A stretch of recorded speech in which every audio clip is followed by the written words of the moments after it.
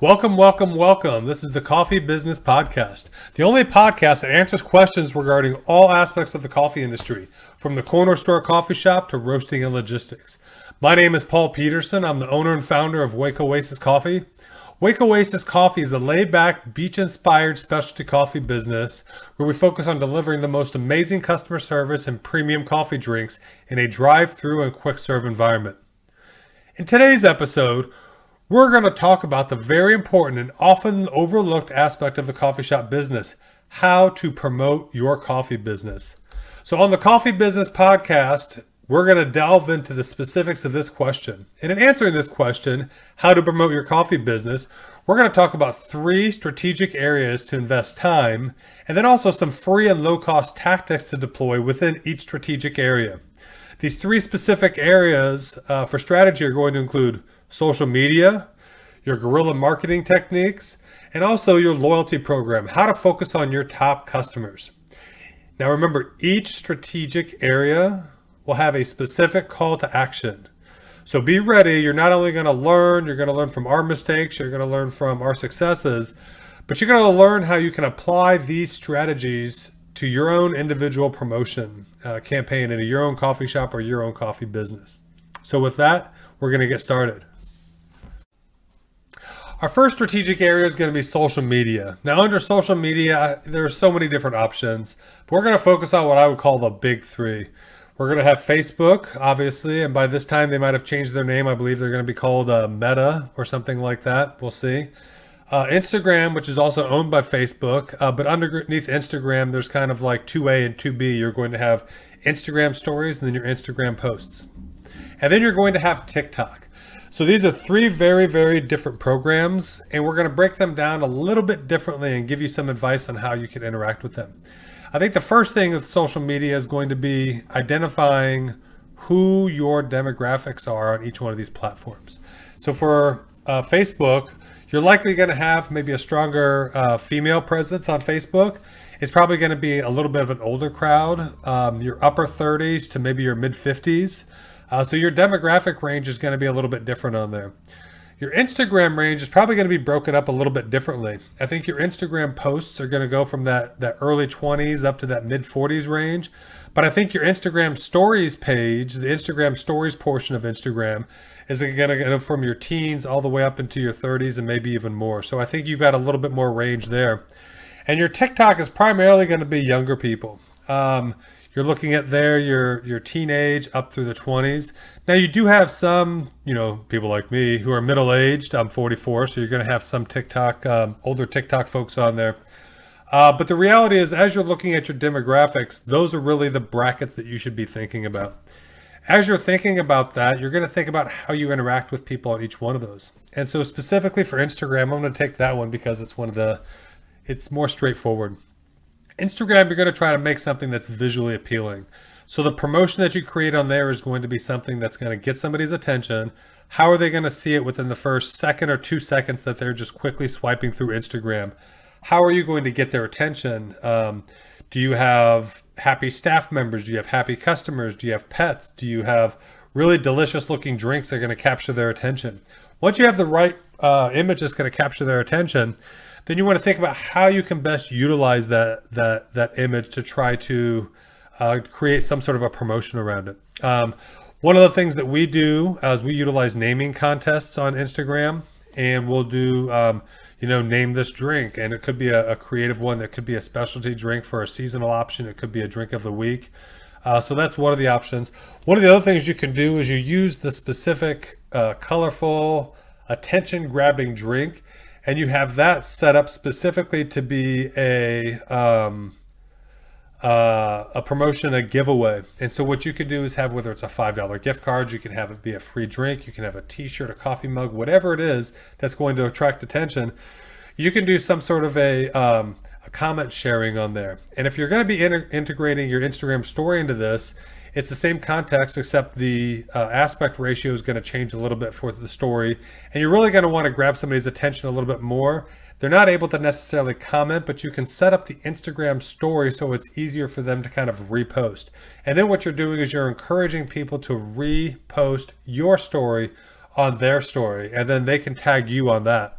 Now, when you do that, you're going to reciprocate that and share it.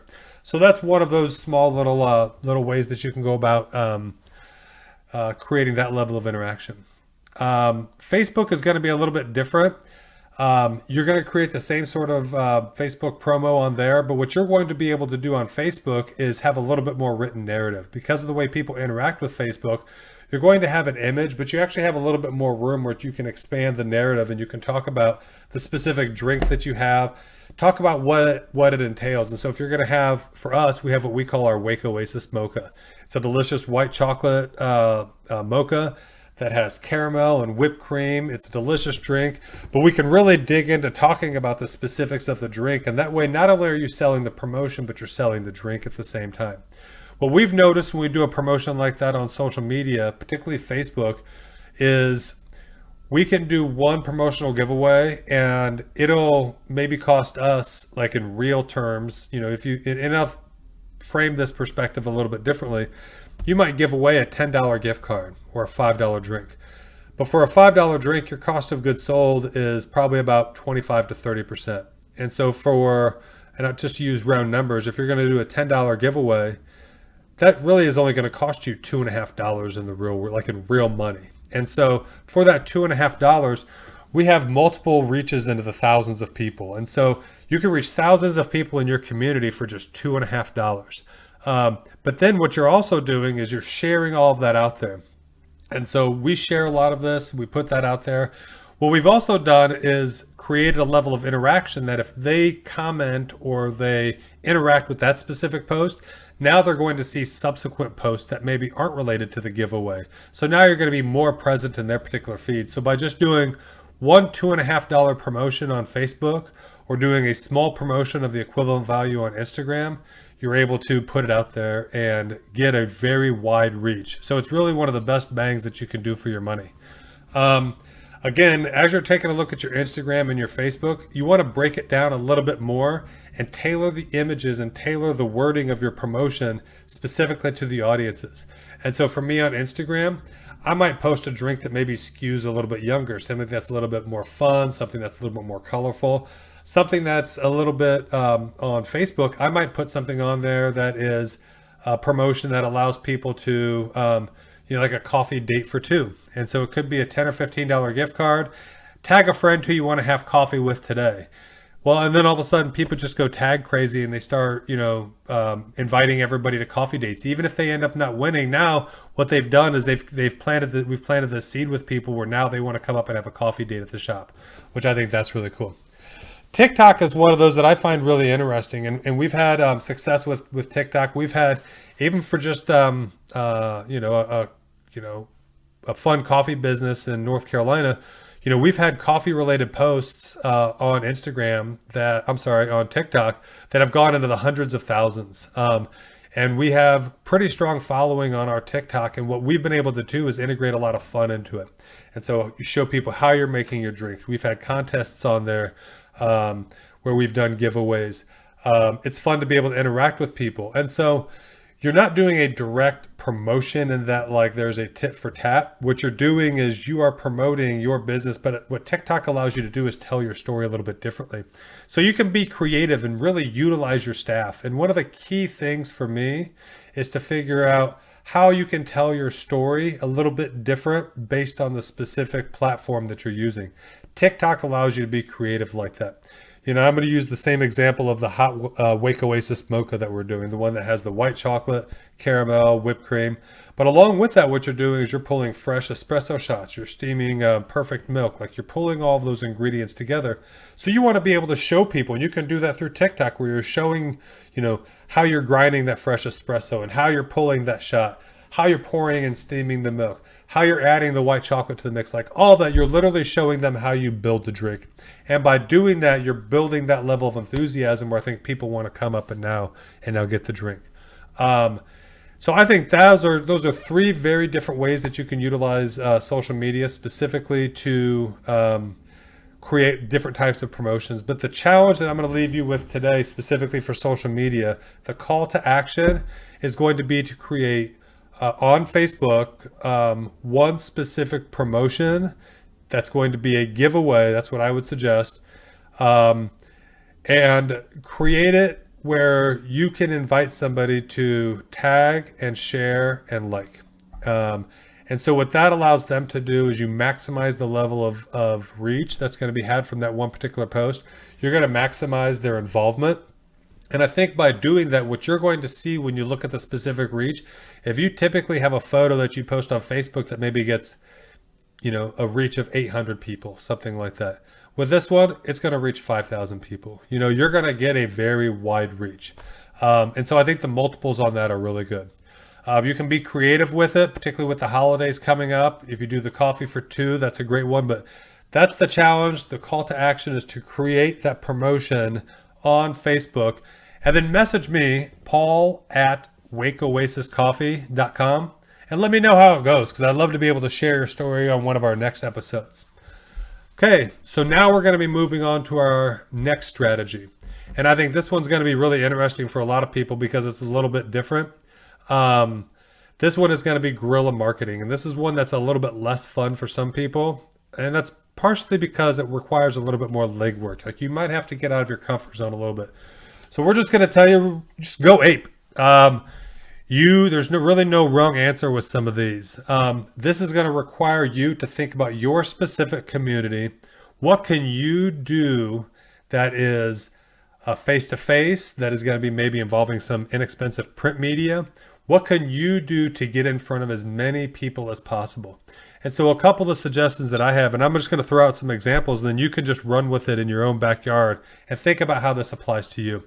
One of the ways is going to be take a look at what other kind of local civics groups are in your area. So they could be churches, they could be book clubs, they could be small organizations. Invite them to come in and maybe set aside your shop for a couple hours in the evening time and they can have their group meeting there. Maybe give them a group discount. Are there any sort of athletic clubs? So I know where I live, there's a group that goes rucking with a heavy rucksack 2 or 3 times a week. So we set aside a special club discount just for them. So they meet at our shop before, go for a good ruck, 2 or 3 hours later, come back, sit down and have coffee. But they do this every single week. So we're involved with them. The other thing you can do is take a look at the local businesses that you think you can get involved with and encourage them to come to your shop. So a really great example are going to be try to find your local realtor or real estate offices. Take them a box of coffee. Take them a tray of drinks. On the tray of drinks, make sure each one's a little bit different so that everybody gets the chance to maybe choose one that fits their liking a little bit best. But that way you're dropping it off there. And then have that conversation with them about, hey, we're a local coffee shop. We'd really encourage you, whenever your realtors are meeting with clients to come into our coffee shop. Here's some coupons for the next few times you all want to come in. My name's Paul, and introduce yourself to them. Explain who you are, why you're a member of the community, why you value them being members of the community, and see if you can work together. Realtors are one of those, I think they are kind of forgotten sometimes in the marketing chain, but those are the people who are responsible and they work with all the other new people who come to the community. So I have realtors who come and sit in my shop. They meet with all of their new clients in my shop. So then all of those new clients who end up moving to the area, they come to the coffee shop. So by marketing to one person, what are the multiples that you could get off that one contact with one realtor throughout 1 year, 2 years, 3 years? I mean, the multiples are there. So I think it's figure out how to do that. Lastly, it's trying to see what are some local print media things you can do that are going to be relatively inexpensive. So I can tell you one of the things that we did is we bought car magnets. We got on a sticker mule, and I think they cost between $1 or $2 each. And what we did is we gave them away. And people loved them. They stuck them on their car. They're probably 3x3. They weren't very big. But what they did is they stuck them on their car. And whenever I saw them out in public, I told them, if I see you out driving in public and I take a picture of the magnet, whoever's car that is gets a free drink. And so I posted on social media. I'd say, hey, look, we saw another one out in the wild today. And then I'd have people tagging and interacting with it, trying to see who was it who's going to get the free drink that day. Well, the cool thing is not only did you create like a little contest and you created a promotion around it. See how we're linking the guerrilla marketing back to the social media? But the other cool thing about it is you think about that reach. Think about the number of people who saw that magnet 1 day, 2 days, first week, first month, after a year, the number of people who are going to see that while they're driving around And it costs you $1, maybe $2 per magnet to get this reach that's going to expand out to thousands and thousands of people.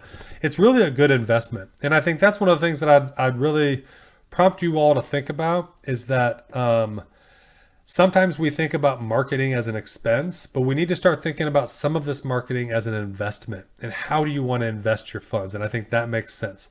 So for you, what I'm going to challenge you with is every day next week, identify 3 businesses that you're going to walk in and talk to. Set aside your drinks, and then just in the morning, take an hour and you just go out and network. And so that's 15 different businesses. And within that business, you could have 3 to 5 other people that you're going to be meeting with. But I think the reach is going to be good. And so this is going to help you get out there. It's going to help you realize, hey, there are other businesses and they want to network with you too. Maybe they have a special event. Maybe they're going to do lunches, or they want to buy their employees coffee in the morning or something like that. They need a place, be that place. Lastly, our third strategic area, and this one's going to be fun. Who are your loyalty customers? If you don't have a loyalty program, y'all need to launch a loyalty program. This is going to be vital for you. So your loyalty members are going to come twice as much than your non-loyalty members. Loyalty members are your ride or die. They're the people who will sustain you whenever a pandemic comes up. They're the ones who are going to be honest with you if there's been an employee who maybe is not performing, if your drink quality has gone downhill. They're the ones who are going to reach out. They're also the ones you need to listen to. All right, pardon me. I'm going to get some iced tea here real quick. See, I always have brewed beverages. So if you're sitting here, I've got my coffee, got my iced tea.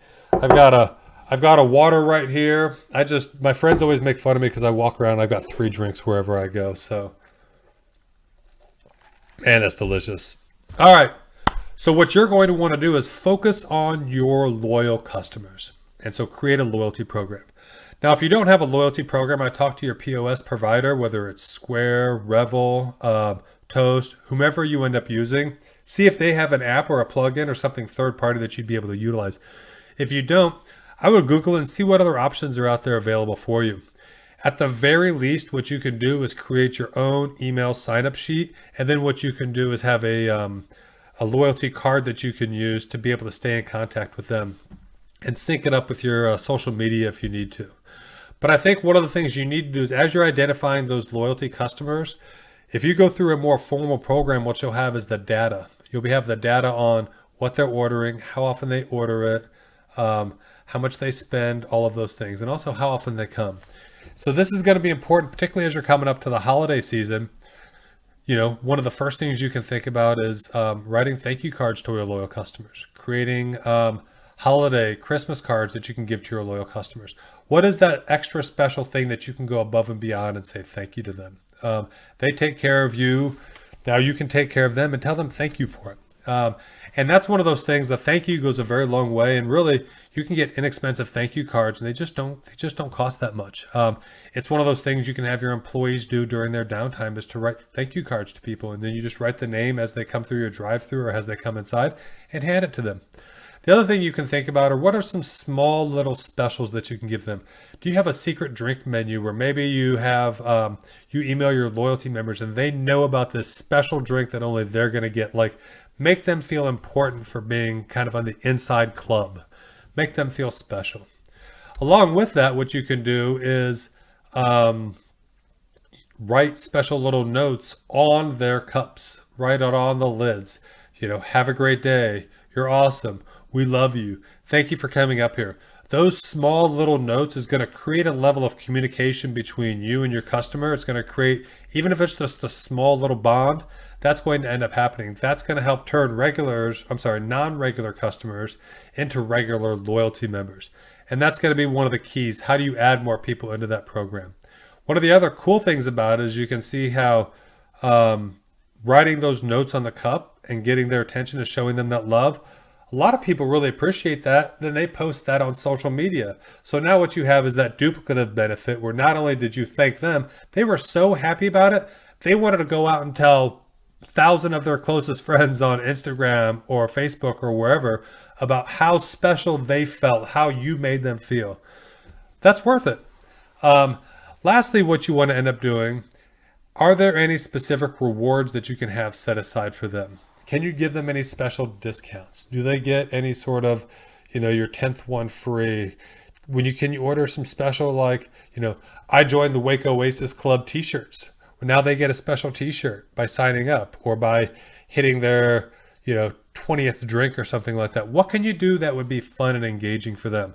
So I challenge you, first of all, find out if you can add a loyalty program to your POS. That's going to be first and foremost, because that's going to allow you to engage with them. I think the other thing is, number 2, sit down, write 5 thank you cards a day for the next week. So what that's going to allow you to do, whether it's a 5-day work week or whether it's a 7-day work week, it's going to allow you to reach a handful of customers, multiple handfuls of customers. And it's going to allow you to share your appreciation with them. They're going to feel special. We want people to feel special when they come up to the coffee shop. Coffee is not just about having a beverage. It's about having a coffee experience.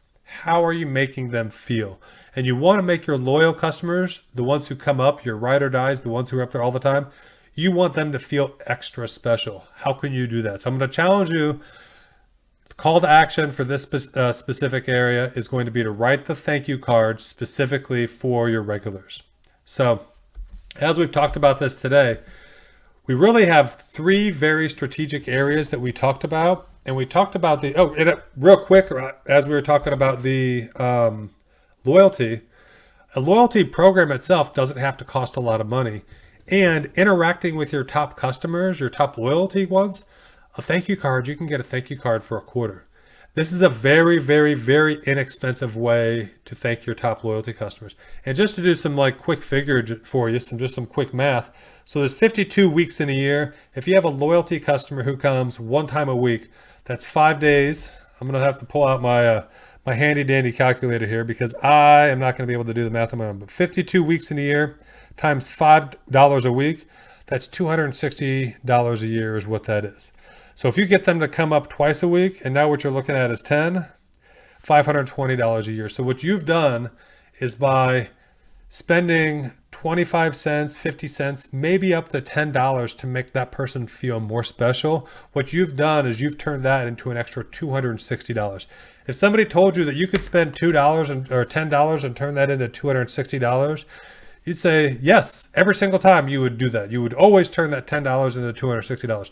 Well, that's a realistic thing that you can do, is you can turn that loyalty person or that non-regular into a regular who's going to come twice as much. So really, really think about that. So want to wrap this up because we're coming close on time, but I really wanted to make sure that we talked about this. So the question that we are answering is how to promote your coffee business. And what we did is we broke out 3 very strategic areas. We have social media, guerrilla marketing, and loyalty, how you can focus on your top customers. And all these strategic areas are really going to help you figure out how best you can promote your coffee business. With that said, I appreciate you listening. My name is Paul Peterson. I'm with Wake Oasis Coffee. You can reach me at paul@wakeoasiscoffee.com, or our website is wakeoasiscoffee.com. I appreciate you listening. If you have any questions, you can reach out to me. And I'd really love to hear how your call to actions went.